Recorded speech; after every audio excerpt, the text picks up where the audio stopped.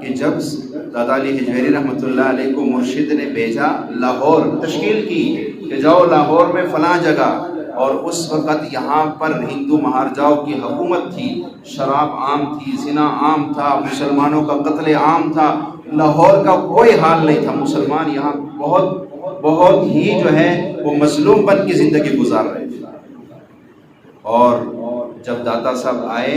تو ان کی ڈیوٹی لگائی مرشد نے کہ دن کو بھیک مانگنا ہے تمہیں۔ اندازہ لگائے کسی کے سامنے ہاتھ پھیلانا کتنا مشکل کام ہے، لیکن مرشد کا حکم تھا۔ سارا دن داتا صاحب بھیک مانگتے تھے، اور جو جمع ہوتا تھا آ کے سب فقیروں پہ لوٹا دیتے۔ اپنے پاس یہ اپنے لیے نہیں مانگا کہ نہیں تم مانگ کے کھاؤ، نہیں یہ چیز نہیں سکھائی، مانگتے تھے اور لوگوں پہ بانٹتے تھے۔ لوگ کہنے لگے فقیر آیا ہے کہیں سے اور وہ تو لوگوں کو دے رہے، غربت کا زمانہ تھا، لوگوں کو کھلا رہے پلا رہے، تو لوگ متوجہ ہونا شروع ہوئے۔ یہ بھی ایک گر تھا، مرشد نے جو کہا وہ کہتے ہیں قلندر چے گویت حق گویت، قلندر جو کہتے ہیں،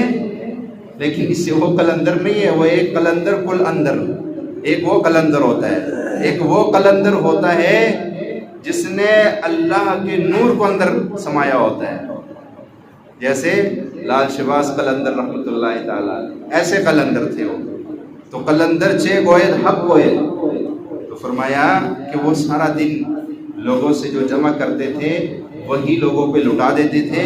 تو لوگ آنا شروع ہو گئے، ان کے محفل میں بیٹھنا شروع ہو گئے۔ ظاہر بات ہے ان کے پاس جو نور تھا، جو نورانیت تھا، جو علم تھا، جب وہ پھیلانا شروع کیے لوگوں کی زندگیاں بدلنی شروع۔